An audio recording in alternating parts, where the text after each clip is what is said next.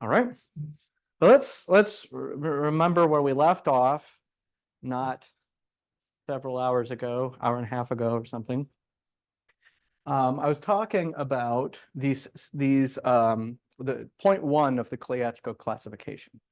So point one of the Kleatchko classification says that to every ray in the fan, there ought to be a distinguished decreasing integral filtration of this general fiber of the vector bundle E, right? So here's how we can justify that such a thing must exist. So we think about the sections. I wrote the wrong domain here, sorry. We think about the sections over one of these affine patches. So something I forgot to mention last time is that if you look at the module of sections over an affine patch U sigma, and you think about what happens when you specialize a section at the identity, you can't introduce any relations there, because any relations you introduce at the identity can be torically moved over the whole base and give you relations on your sections to begin with. And this is a kind of hand wavy reason for why this space is actually can be thought of as a subspace of this fiber E. So for every one of these equivariant pieces of the module, specializing at the identity gives you a subspace of the actual fiber at the identity. All right. The second point is that you can you can control pretty well what happens when you multiply by a regular function on the base. One of the equivariant basis members of the regular functions over the base, U sigma. So for every v in the dual cone, multiplication by the regular function t to the v, you think about it as sending you into the u minus v component of the module. So this is how you can imagine the action on the module. You can exchange the idea of a module with a ring to sort of like a quiver, and this is actually it's like a quiver representation. And this perspective was taken advantage of by Perling to actually give a classification of all torus equivariant sheaves on a torus variety. All right, and then the point is inside this dual cone, you have this very special face, which are the elements of M that pair with every element of sigma to just give 0. That's just the perp. And the point is that those are exactly the units of the regular functions on the base. And so this map right here is an isomorphism for every V supported on this perp. All right, and so for this reason, if we want to like boil down the data we want to worry about from a toric vector bundle, we might as well only worry about these graded components modulo the perp. And that's this space M mod sigma perp intersect M, right? And because of this first point here, this is for every face, some collection of subspaces of this general fiber, right? And so this is the main mechanism that Kleatchko uses to exchange a toric vector bundle to an arrangement of subspaces in a particular vector space. All right, and his point is that this is a classification, and in fact, you can boil away a lot of this information. So the first point of Kleatchko's classification considers what happens when you make this face sigma, wherever it was supposed to be. You make this face sigma array. So the perp of array is a hyperplane, right? And so M mod the perp is identifiable with Z. And so this is a collection now of spaces labeled by Z. And this fact right here translates into it being a decreasing filtration. Right? These inclusions that you get here. So you should view this as like the bigger guy, the guy with the bigger label gets included into the guy with the smaller label. Reverse that around, it's like as the label gets bigger, the spaces get smaller. All right, so these are the Kleatchko filtrations. And it's worth mentioning that if you forget the points 2 and 3, you still classify objects with this. So any reflexive sheaf, torus equivariant reflexive sheaf has data number 1 and is classified by data number 1.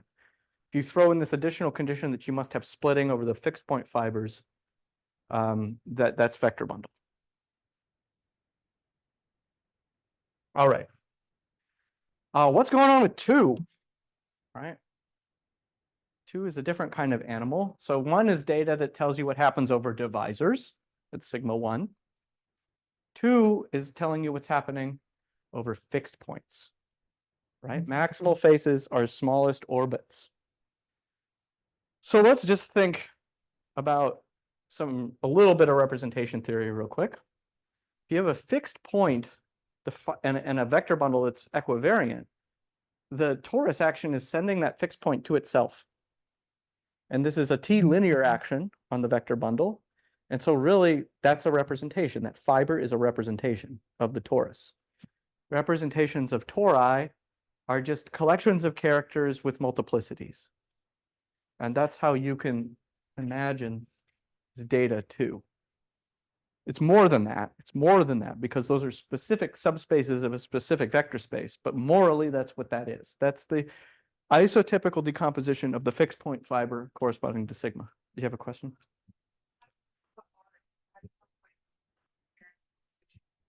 You have an identification of M mod, the perp mod M with Z. And that's, so the equivalence class U is some R. Right. Yeah, I think that's right. Oh, no. E is just going to be somewhere in there. There's no reason that when you put the character 0 there that you get everything. That the fixed, you could twist it to get that to happen over your favorite fixed point fiber for sure. Yeah. But one of them at a time. Yeah, like one of them at the time. Right. Okay, so where, roughly speaking, this is this isotypical decomposition, but how do we get it into that fiber E? Like, why is it in this specific fiber E, right? So here's what's going on. I'm going to think once again about the sections of this bundle where sigma is maximal. So like sigma lives in the B faces, right? And I want to think about, let's let P sigma be the fixed point, right? So we have a specialization map, right? For the fiber there, right? And this splits.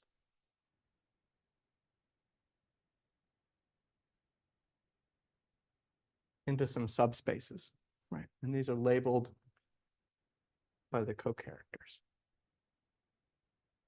We want to, and this map is T equivariant. The specialization map is T equivariant, right? And observe, I'm not fixing a U here. This is the whole module of sections, right? So what we want to do is we're going to pick a basis here, pick a T basis. It doesn't matter what we call it. I'll call it blocky B for now. And we're going to consider, say S1 to SR that specialize to B, right? And I'm going to pick these guys T equivariantly, right? We good with this so far? All right, now we have to do this magic trick. Oh, does that not work? Am I gonna like pop myself?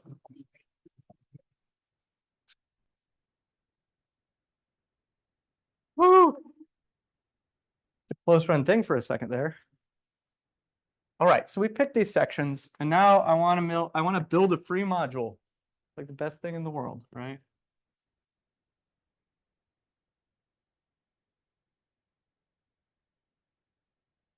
And this is a T equivariant free module, right? What do? I give this guy the character that it has because it's an element, it's a chosen T equivariantly already. And that's a T equivariant thing. So this is some free module equipped with a T action and a map.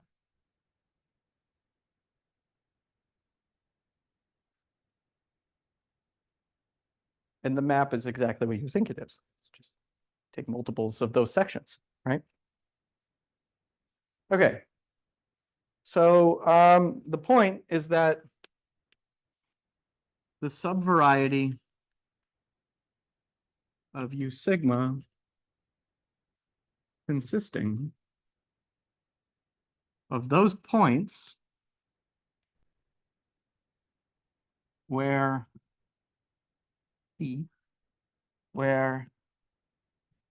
guys are not a basis, like a determinantal thing, right, is closed. But we can do better. It's also T equivariant. It's also a union of T orbits. Now, is there a specific point that a closed union of T orbits needs to contain in U sigma?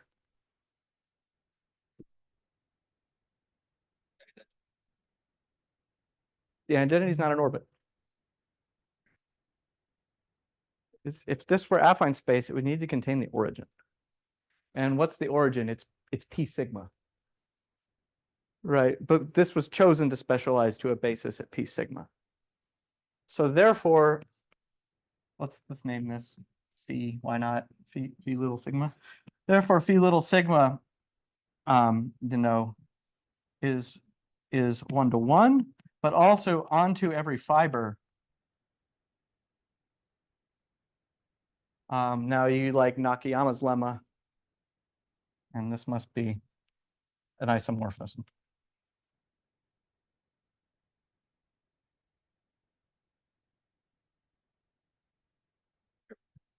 The SIs are second line. Are not a Oh, basis. not a basis. Yeah. Where they're bad. I couldn't read it. I have bad handwriting. I lost a piece. Can you ask you what you've written up? S1 SR, something at P. Those are going to be S1 through SR, which are P sections, which specialize to our favorite T basis on the special fiber. So we're picking a basis and we're lifting it, but we're keeping track. We want it to all be T equivariant. All right. And the reason is we always get, if you lift a basis, that the places where it's not a basis is closed. But this T equivariance then says, well, it's not only closed, it has to, if you take the closure of an orbit, it contains all the smaller orbits around it. But there's a smallest orbit, literally an orbit that's in everything else. And so that would mean that this basis is not a basis at the fiber where we picked it to be a basis. And you can't not have a not the thing that you didn't pick to not happen. Right. So, okay. So this is a very simple argument. It's not bad, right? But it is significant because it gives a nice proof that a torus equivariant vector bundle splits over every affine, which it will anyway, because the Bass-Swan theorem holds for a normal semigroup algebra. A finite rank projective is free. But this is T equivariant free, and you also don't have to be like really turbo smart to figure it out when you introduce this T equivariance, right?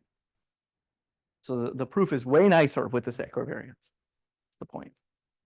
All right. So now what we do is we specialize this set of sections at the identity and collect by character.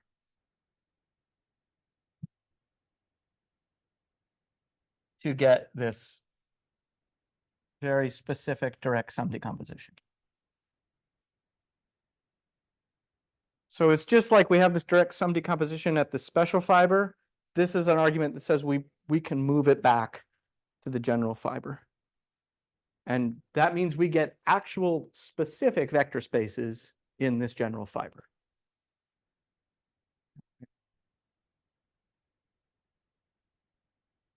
So that's how 2 comes about. Are there any questions about 2?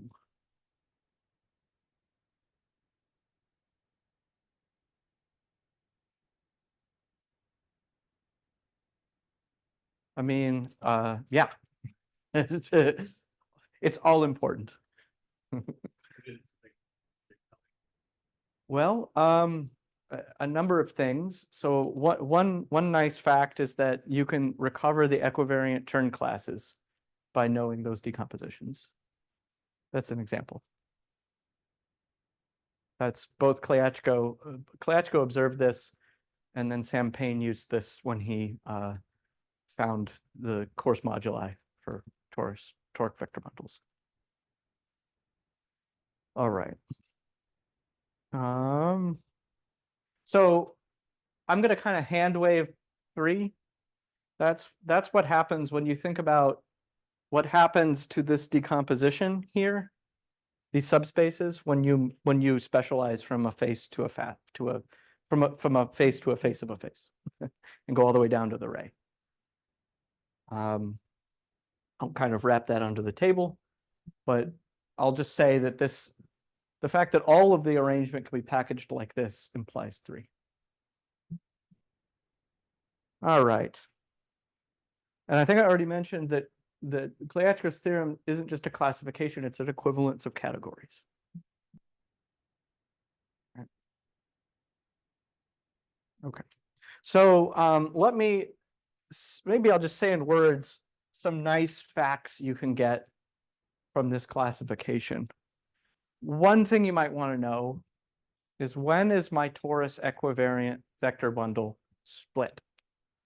So here's a nice way to get a torus equivariant vector bundle. I'm going to pick R linearized line bundles and sum them together. So what does that look like, right?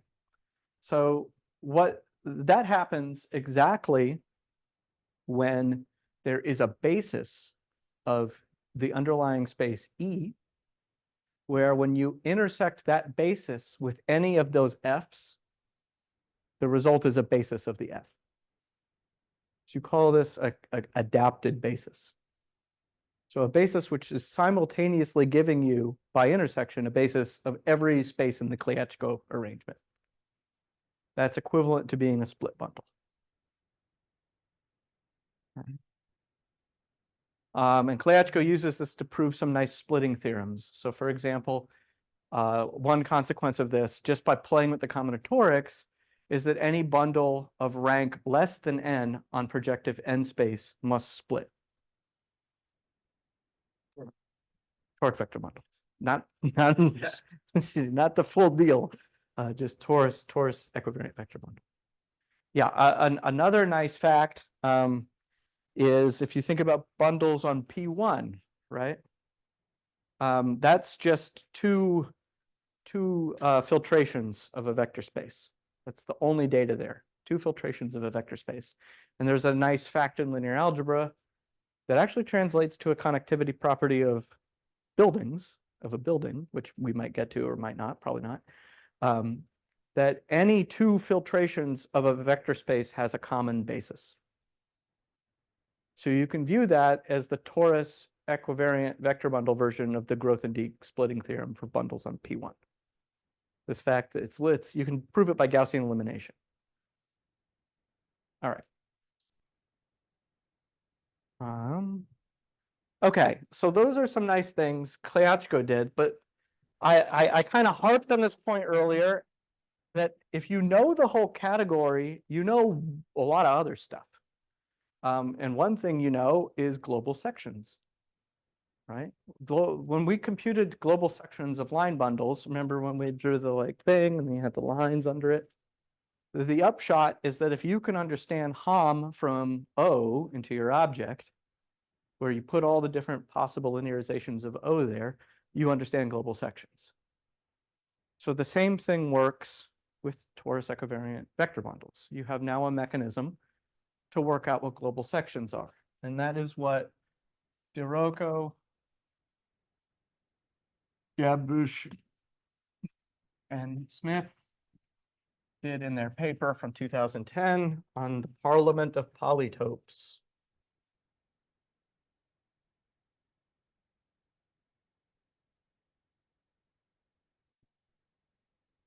So let's see if we can kind of get there with what we've sort of understood. So I'm gonna go a little bit more general than just trying to think about Hamming from OU into a vector bundle. I want to think about Hamming from a line bundle. All right, a more general linearized line bundle. And I swear there's like a good reason for this. So like, what do we get?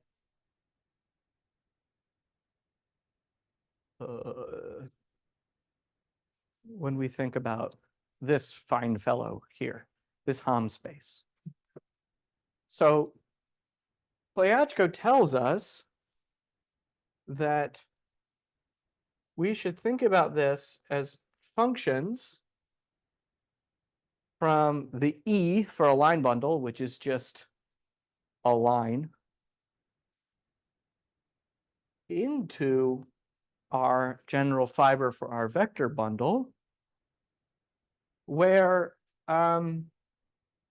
you know, the image of F rho R for this guy is in the F rho R for that guy. So if we can figure out what the F rho R's are for a line bundle, we're kind of in business, right? Then we know what this looks like. So the F rho R's are pretty nice for a line bundle. There's not a lot that can happen, right? It's either 0-dimensional or 1-dimensional. And so what happens is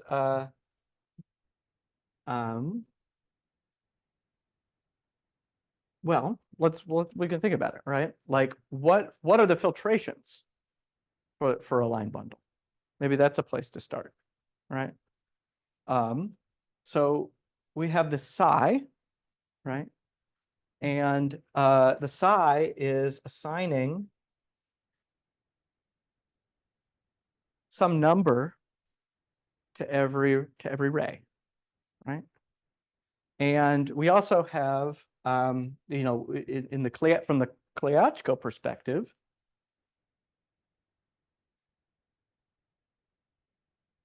we know that that this. Yeah. We know that these guys are pretty simple, right? There's only one place where there's going to be a U. It's at the U sigma. Remember the U sigma? Does that ring a bell? The U sigma that you assign for every maximal phase, right? That's exactly where you're going to pick something up here. So this is 0 if U is not U sigma, and this is all of C if U is U sigma, right? But now we can go over to this condition right here, right?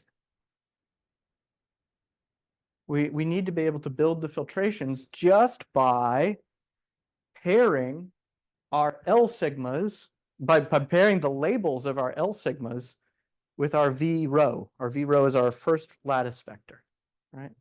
So that says that this collection of filtrations looks like this. It's C, C, C, C, and it's C right at V rho paired with U sigma, and then it's 0.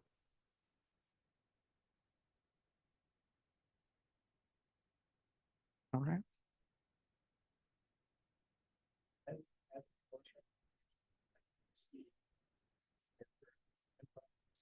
It's just one, yeah, it's just one, right? It's one line. So yeah. Yeah, thinking about it from the module perspective, right? This guy is just S sigma times one section that shifts it to U sigma. Right.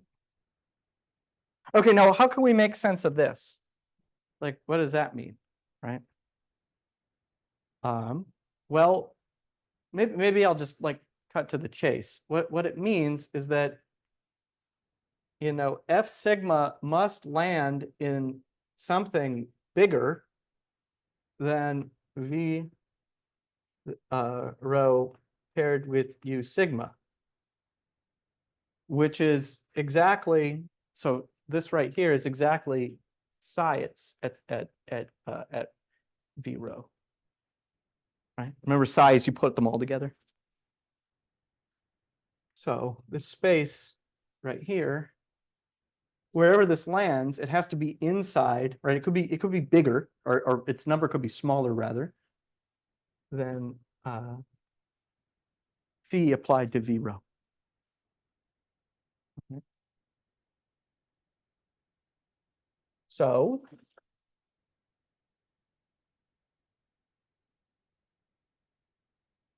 what that means is that a map from O psi to E is the same data as picking a vector, which is the image of one under, you know, this is f of one in the following intersection.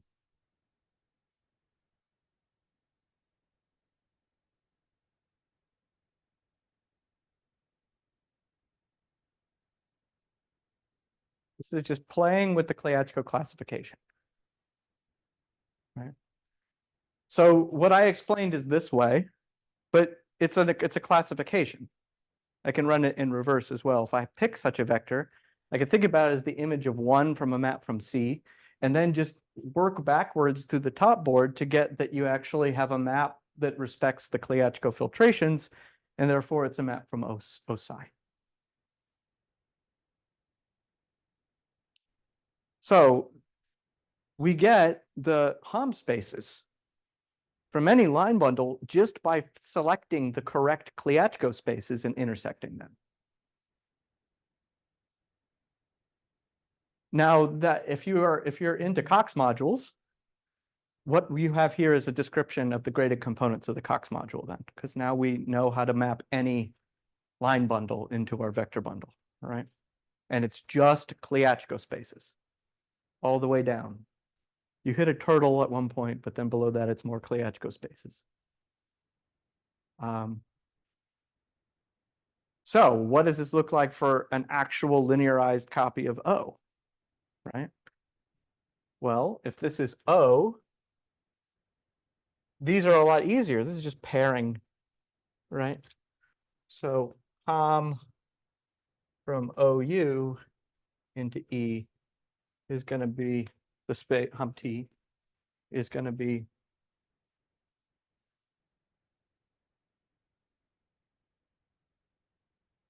this intersection.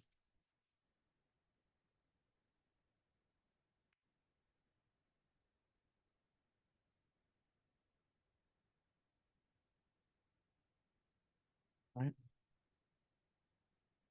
And you could think about this as giving the graded components of the global sections, because that's what it is doing.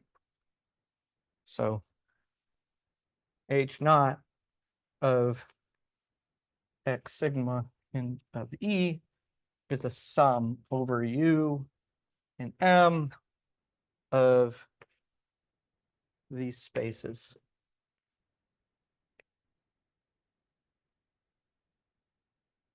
And that's a first stab at presenting the global sections of a toric vector bundle. But the upshot that you should remember is just as soon as you know the Klyachko data, you know how to compute global sections. Actually, that's a good thing to just leave up. So how can this be reorganized into something with pictures? Because pictures are good too.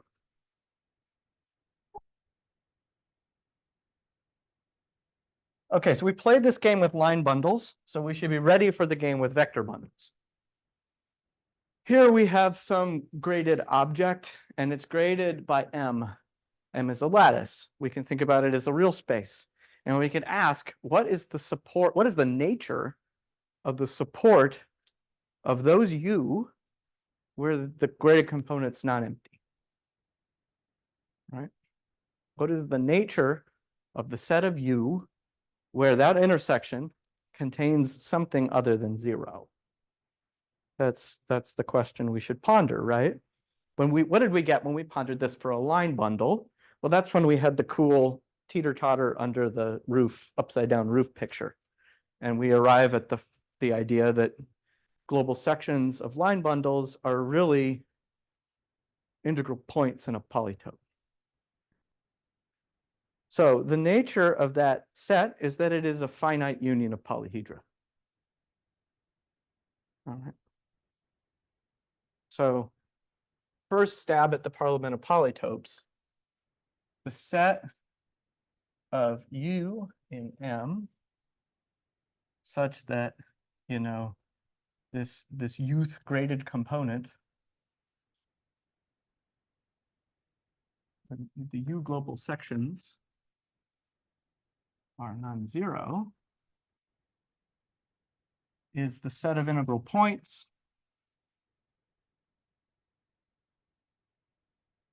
in a finite union of polytopes.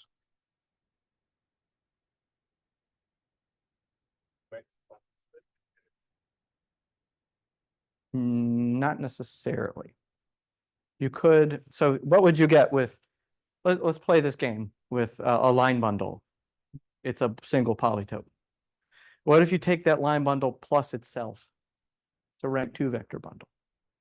You're going to get that polytope and itself, right? But if you went to a specific U, what would the U sections look like? Well, there'd be 2 copies of C rather than 1. And so part of the data of the parliament of polytopes isn't just the support. It's also kind of the vector space you stick above each point in the support. So if you picked your line bundles such that their polyhedra were far apart, then yeah, you'd get this disjoint union. But they can have overlap. And you might ask, given a point in an overlap, how do I know from kind of first principles what the dimension of that vector space will be? And that's where matroids come in. But I won't talk much about matroids. So here's a question, though. Here's the question at hand. How do we produce this finite set? Everything I've talked about is like, we've got a vector space. Vector spaces have like literally lots of vectors in them, right? So it's like we have to find a way to pick out certain pieces of that vector space to focus on. Okay.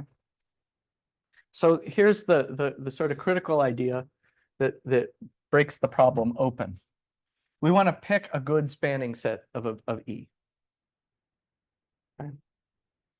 So we're going to let E a finite subset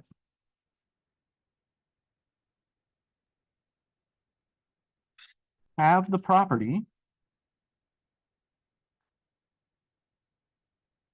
that B intersect any of these Kleachko spaces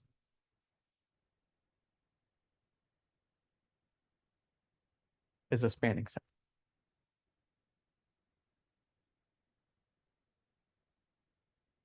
Okay. You can object to this in a few different ways. First, like, how do we know there's a finite set that does that?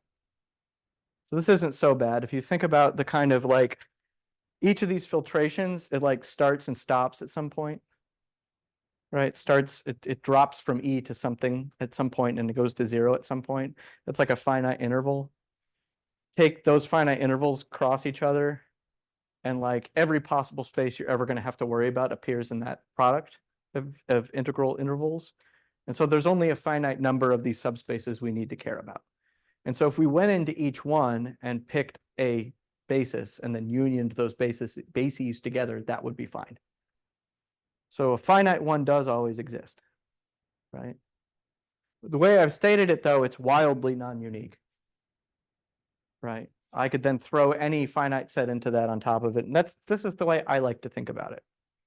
So originally it was asserted that if you do this in a minimal way, that the matroid structure of the collection you chose is then determined. That ended up not being true. Someone found a counterexample to that.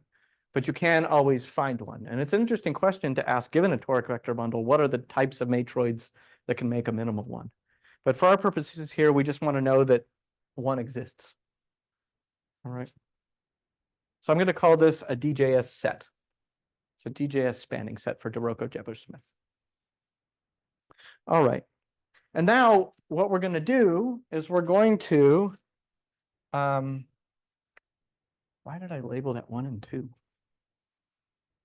All right. So I'll just make it this definition. So I'm going to let, for an element of the spanning set, I'm going to let delta I be the collection of points with the property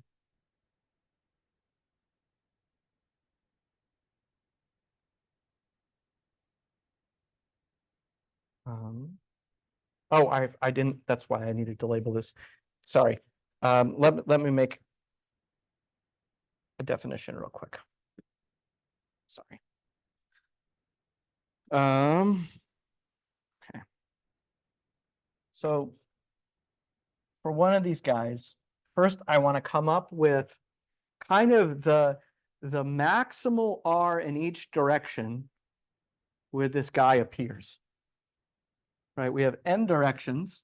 As we increase the R, we get smaller and smaller and smaller. So there's like one direction, there's one number for each direction where B disappears, right? And so I'm gonna let A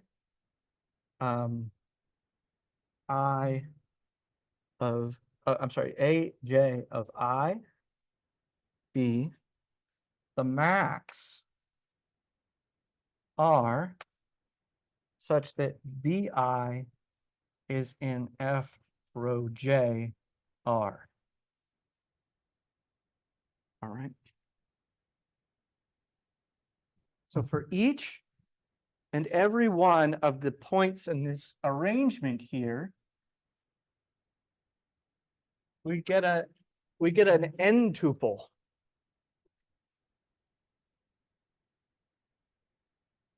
Of numbers. Right? So once again, we have an actual vector. We just see where it disappeared and we write that down. Right? So for BI, we get, we get A1I dot dot dot dot dot ANI, where n is the number of rays. If I didn't say that, I probably didn't say that. What is an n tuple of numbers on a fan? That's a V divisor. So we just take the corresponding moment polytope of that V divisor. All right. So we're gonna let delta I equal the set of U, where V rho J paired with U is bigger than or equal to negative A Ji. And this is a subset of MR, and this is always, the relevant polyhedron for some V divisor on our toric variety. I'm a symplectic geometer at heart, and it's literally the image of the toric variety equipped with a certain Kähler form under a moment.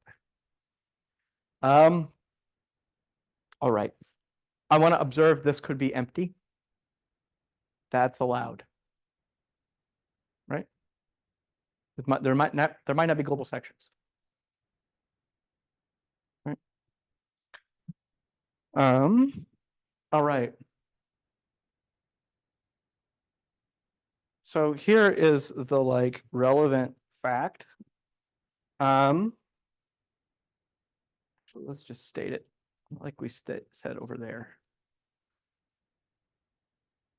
We can use these to compute, well, how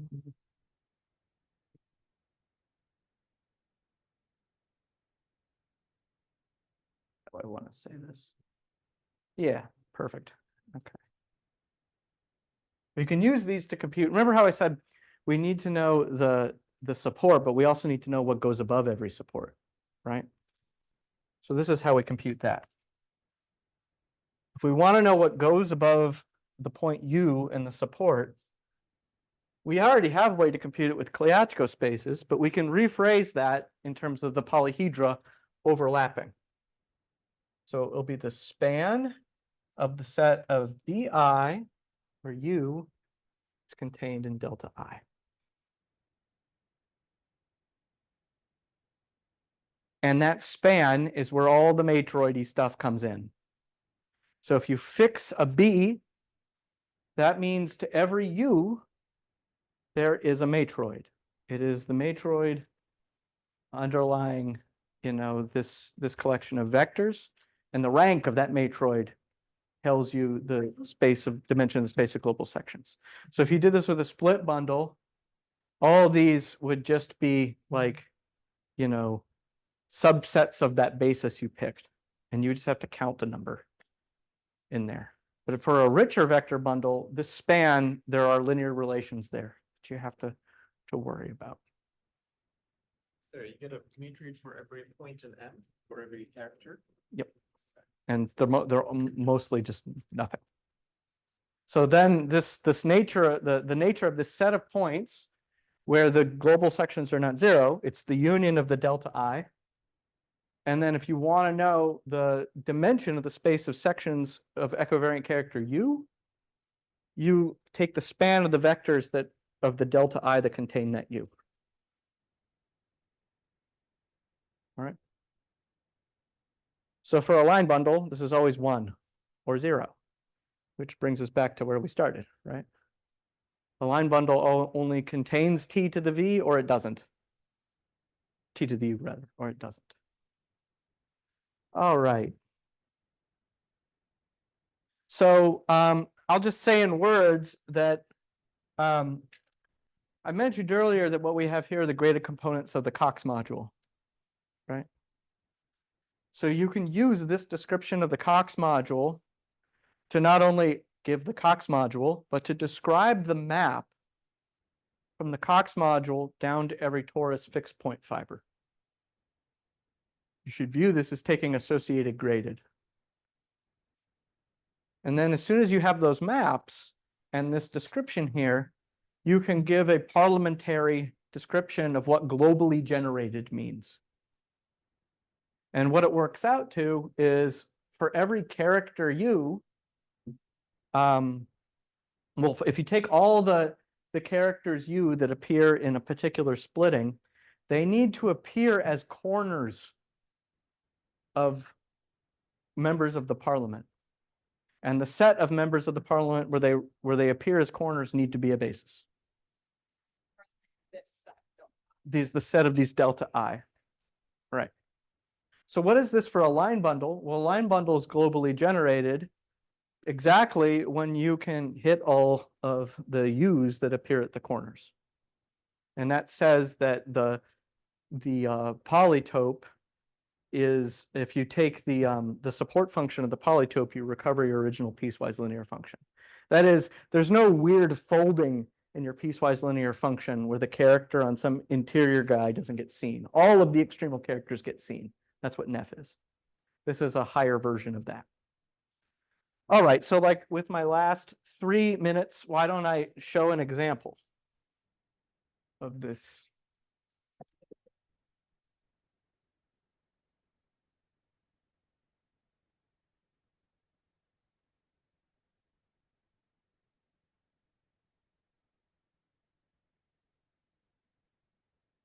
So this is the infamous TP2, the tangent bundle of projective 2 space. In this case, the E is just Z2 tensored with C. This being thought of as N. Okay. And then here's the fan of P2. Let's call this E0, E1, E2. This is a tangent bundle, so we should expect that it has a lot to do with the underlying fan data, right? That it's Kleatchko description. And so this is what we have three rays. If we want to know the Kleatchko filtration for the ith ray, it goes everybody when R is less than 1. It is the span of EI when R equals 1, and it is 0 for R bigger than 1. All right, so you drop at exactly one spot. Yep. Yes. Yeah. Yeah, you can derive this from the Euler sequence. But more generally, any tangent bundle has a description like this. And you can get that by just thinking about if it's a smooth variety where it has a tangent bundle. Just remember, tangent bundle is functorial. So as soon as you have it for affine space, you just sort of like go to town with that. All right, so here are what the delta I end up looking like. I'll just draw the picture. So something I didn't mention about these delta I is, but it's kind of clear from their definition, well, that they're always polyhedra whose inner normal fan is a coarsening of the fan you started with, just because they're thought of as V divisors on that fan. And so here you see the Euler sequence, but in a picture. There's 3 copies of O1, right? We can also compute sections, right? This is going to be fun. So like if we take any of the 6 guys supported on these weights, right? This is 1, 0, 0, 1, minus 1, 1, and so on. They're all only in one polytope, which means those weight spaces are all 1. But this guy is special at 0. And if you ever thought about the toric Euler sequence, you already know this. This guy is in all 3. But what is the dimension of the space there? Well, remember, it has to live inside E. And it is going to be the subspace of E spanned by E1, E naught, E1, and E2. Sorry, wait, what? Right. By these 3 guys. Oh, Yep. And so that is rank 2. And so here, if you're a matroid person, you secretly have a little copy of U23. Rank 2 matroid on 3 guys. All right. That's like 1 minute over time, so I'm gonna be quiet now forever.